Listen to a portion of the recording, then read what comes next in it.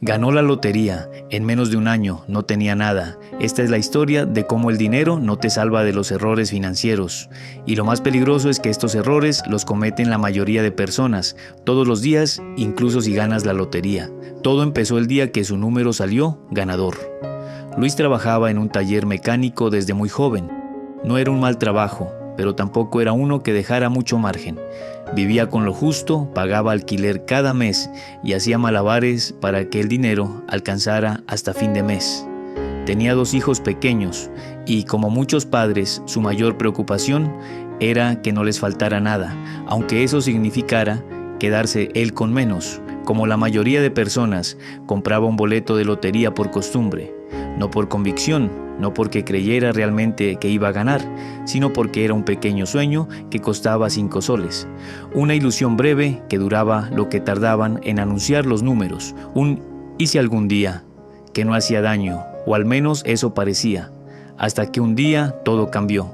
Los números comenzaron a coincidir, uno tras otro, y cuando escuchó el último número, Luis sintió algo que nunca había sentido antes. Una mezcla de incredulidad, miedo y emoción. Había ganado 2 millones de soles. 2 millones, una cifra que nunca había pasado por su cabeza, de forma real. Su esposa lloró, sus vecinos lo abrazaron, sus amigos aparecieron, todos sonreían, todos celebraban, todo era felicidad. Pero hay una verdad que casi nadie dice en voz alta: ninguna alegría es eterna cuando no estás preparado para manejarla. Los primeros días fueron tranquilos. Luis seguía despertando temprano, seguía yendo al taller, seguía haciendo su vida normal. Pero algo empezó a cambiar poco a poco.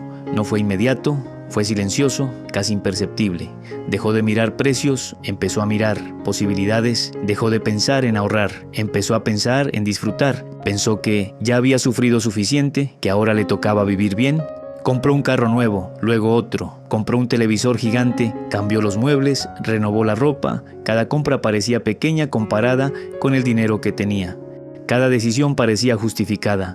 Luis decía con seguridad que ahora sí había dinero, que ya no había de qué preocuparse, pero no se daba cuenta de algo fundamental.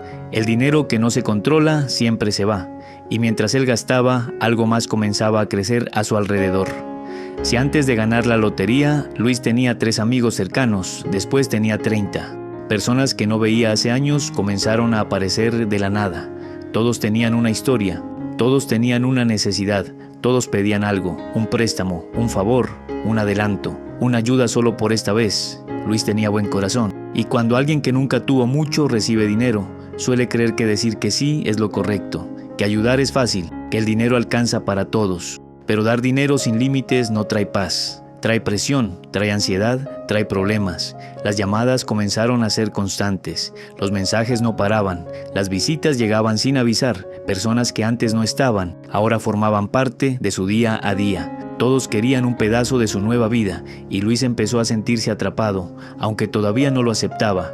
Luego vinieron las propuestas. Un primo le habló de un negocio milagroso. Solo tenía que poner 150,000 soles y en un año duplicaba su dinero. Luis no entendía de negocios, pero confió. Confiar era más fácil que investigar. Otro amigo le habló de criptomonedas. Otro le propuso abrir un restaurante. Otro le vendió un terreno que supuestamente iba a subir de precio. Todos esos negocios tenían algo en común. No estaban pensados, no estaban analizados, no estaban entendidos. Luis no estaba invirtiendo, estaba apostando, y siempre que apuestas sin conocimiento pierdes. Mientras el dinero se iba, Luis seguía viviendo como si nunca fuera a acabarse. No tenía un presupuesto, no tenía límites, no tenía asesor, no tenía un objetivo claro. Su único plan era disfrutar, pero disfrutar sin medir siempre termina mal. Pasaban los meses y la cuenta bajaba. Su esposa comenzó a preocuparse. Le decía que era momento de ahorrar, de pensar en el futuro, de ser más cuidadosos. Luis respondía con tranquilidad aparente. Decía que todavía había bastante, pero la verdad era otra. Y aunque aún no lo sabía, el punto de quiebre estaba cada vez más cerca. Luis empezó a notar que algo no estaba bien, cuando el dinero ya no le daba la misma tranquilidad de antes. No fue un golpe repentino, fue una sensación lenta, incómoda, como una preocupación que aparece al fondo de la mente y no se va. Aún así, decidió ignorarla. Pensó que preocuparse era exagerado, que solo era una mala racha, que pronto alguna inversión iba a dar frutos y todo volvería a estar en orden. Pero los frutos no llegaban, las cuentas seguían bajando, los gastos seguían subiendo, y las personas que antes pedían ayuda ahora pedían más. Luis comenzó a pagar cosas con tarjeta, aunque sabía que estaba cerca del límite. Vendió algunos objetos sin decir nada en casa. Pidió préstamos pequeños, convencido de que serían temporales, convencido de que pronto los pagaría. No estaba buscando soluciones reales, estaba buscando tiempo.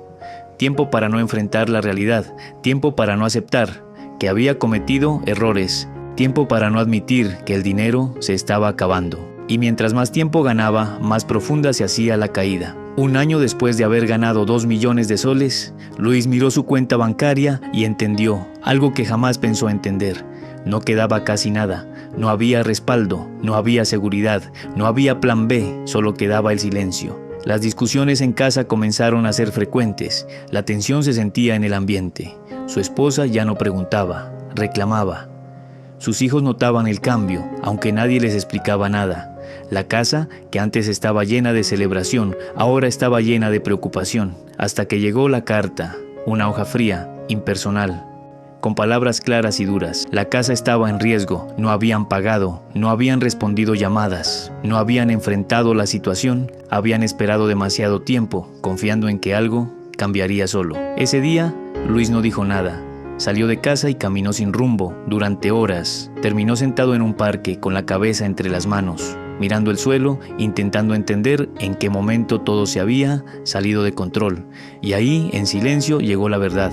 No perdió el dinero por mala suerte, no lo perdió por culpa de otros, no lo perdió porque la vida fuera injusta, lo perdió por falta de educación financiera, porque el dinero no es peligroso por sí solo. Lo peligroso es no saber manejarlo. Lo peligroso es pensar que tener mucho dinero soluciona problemas que en realidad son hábitos. Lo peligroso es creer que el dinero reemplaza al control, a la disciplina y a la planificación. Luis entendió que ganar dinero no te hace rico. Rico es quien sabe conservarlo. Rico es quien sabe decir no.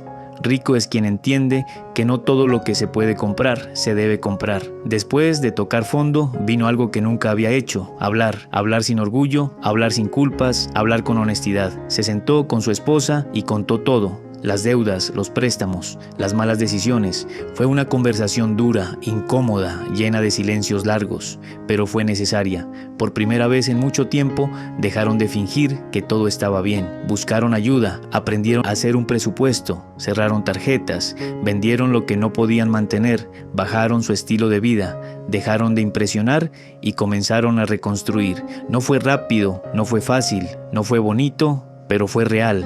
Hoy Luis vive con menos, mucho menos de lo que tuvo cuando ganó la lotería.